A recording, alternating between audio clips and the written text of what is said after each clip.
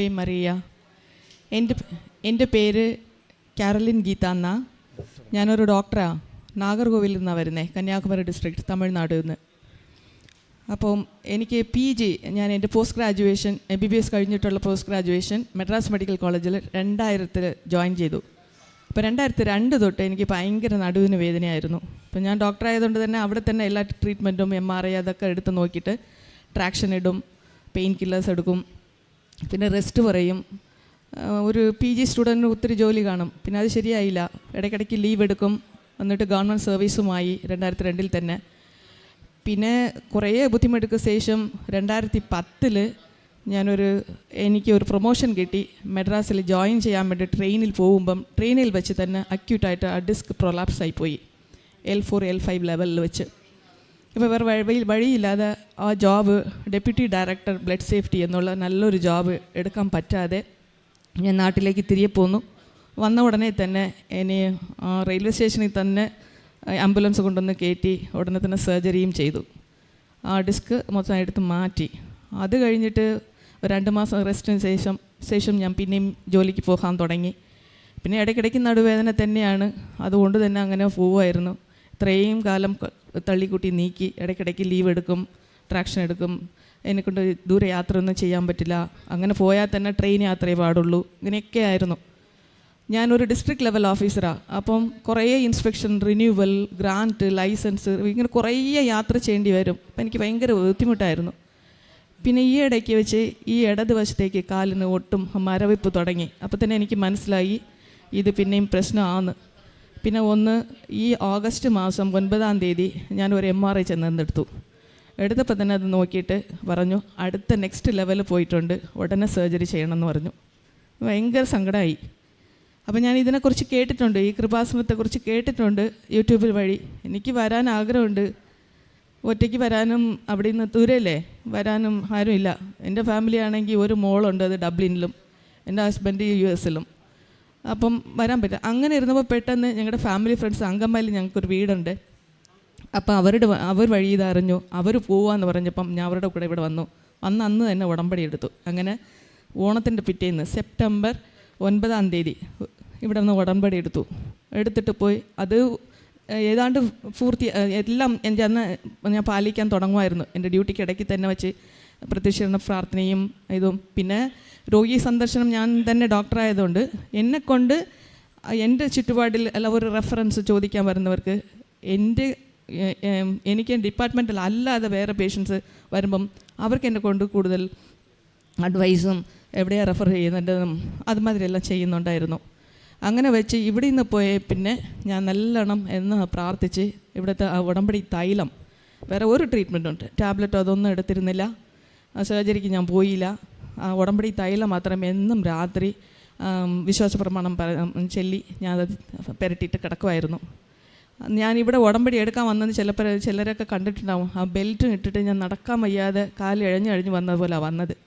ഇപ്പോൾ എനിക്ക് നല്ലവണ്ണം നിൽക്കാൻ പറ്റുന്നുണ്ട്. ആ മരവിപ്പം നല്ലവണ്ണം മാറിയിട്ടുണ്ട്.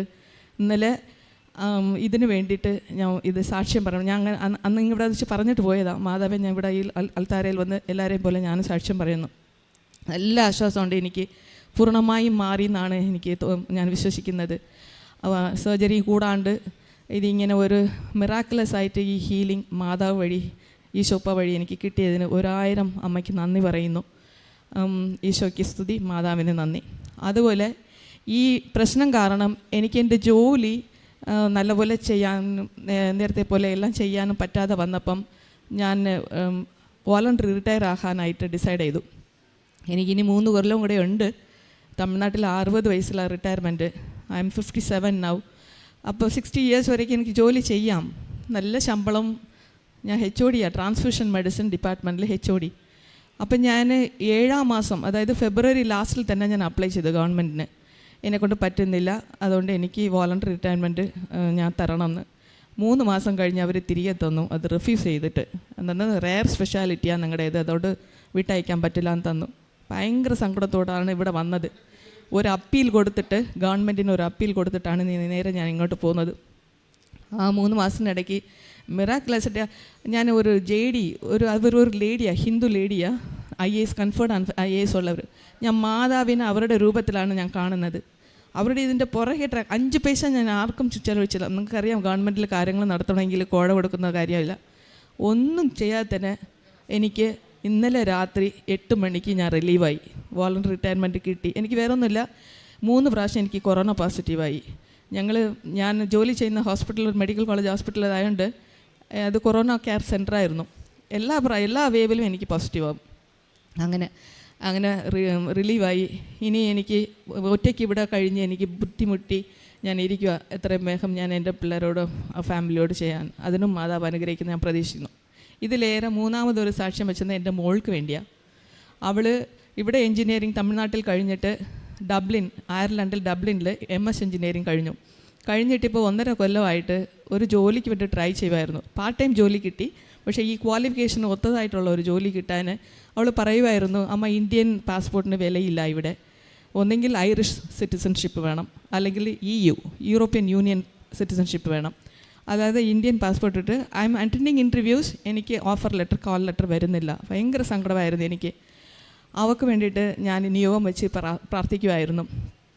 എന്നിട്ട് മാതാവ് ഇപ്പോൾ 1 മാസം പോലും ആയില്ല, ഈ 10-ാം തീയതി തൊട്ട്, നവംബർ 10-ാം തീയതി തൊട്ട് അവൾക്കൊരു ജോലി കൊടുക്കാൻ ഓഫർ ലെറ്റർ വന്നു. 2023 ജാനുവരി തൊട്ട് നല്ല ഫുൾ ഫ്ലെഡ്ജ്ഡായിട്ട് അത് മാർക്കറ്റിംഗ് മാനേജറായിട്ട് ഒരു American based company they are starting. First അവർ ഡബ്ലിനിൽ തുടങ്ങുവാണ്. പിന്നെ അവർ യൂറോപ്യൻ കൺട്രീസിൽ തന്നെ അത് എക്സ്പാൻഡ് ചെയ്യുവാണ്. അതിന് മൊത്തം നോക്കാനായിട്ട് എൻ്റെ മോള് ദൈവം തള്ളി പറഞ്ഞ കല്ലുപോലെ കിടന്ന് അവളെ ഉയർത്തിയിരിക്കുന്നു. അവൾക്ക് അത്രയും കഴിവ് മാതാവ് കൊടുത്തു എന്നുള്ളത് കേട്ട് എനിക്ക് തന്നെ വിശ്വസിക്കാനായില്ല. അത് കേട്ടപ്പം ആ കമ്പനി CEO ഒക്കെ അത്രയ്ക്ക് നല്ലൊരു അഭിപ്രായം.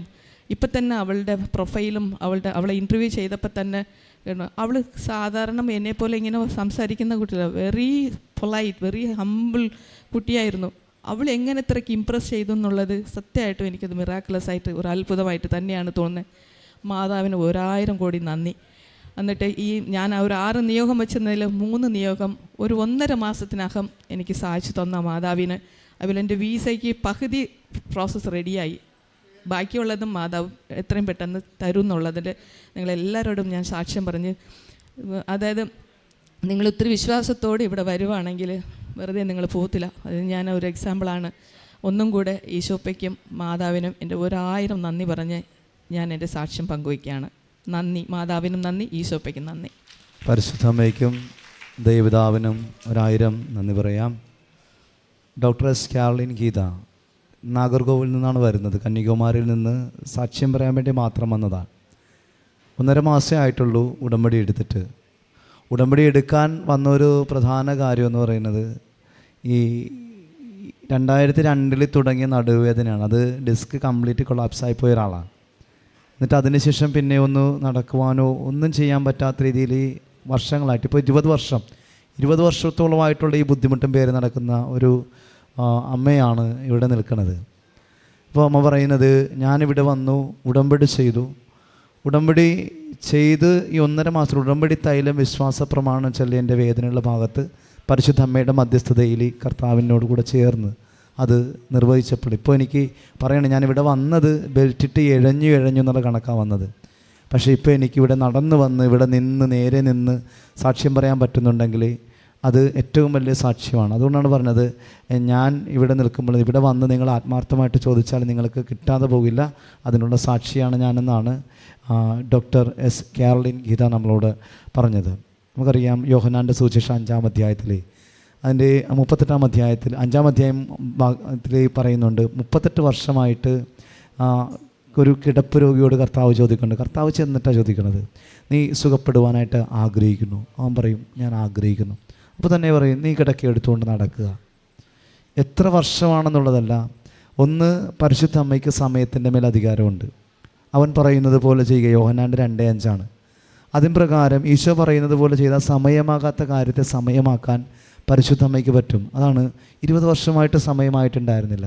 പക്ഷെ പരിശുദ്ധ അമ്മയുടെ മുമ്പിൽ വന്നു, ഒരു 1.5 മാസം കൊണ്ട് തന്നെ സമയമാകാത്ത കാര്യത്തെ അമ്മ സമയമാക്കി, പൂർണ്ണമായിട്ട് സൗഖ്യം നൽകി.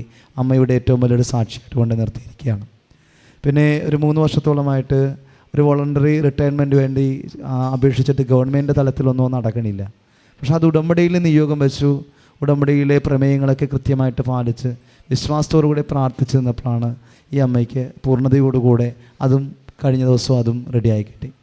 പിന്നെ മകൾക്കാണെങ്കിൽ അമേരിക്കൻ കമ്പനിയിൽ ഏറ്റവും നല്ല സാലറിയോടുകൂടെ തന്നെ എല്ലാ സൗകര്യങ്ങളോടും കൂടെ നല്ലൊരു ജോലി, അതായത് സംസാരിക്കാൻ പോലും അങ്ങനെ അധികം പാഠവുമില്ലാത്തൊരു കുട്ടി എങ്ങനെ പെർഫോം ചെയ്യുന്ന പോലും അറിയാൻ പാടില്ല ഉടമ്പടി എടുത്തതിന് ശേഷം. അതാണ് നിൻ്റെ ഇല്ലാത്ത കഴിവുകളെ ഉടമ്പടി പ്രാർത്ഥന നമ്മൾ ചെയ്യുമ്പോൾ ദൈവം അത് ഉണർത്തും.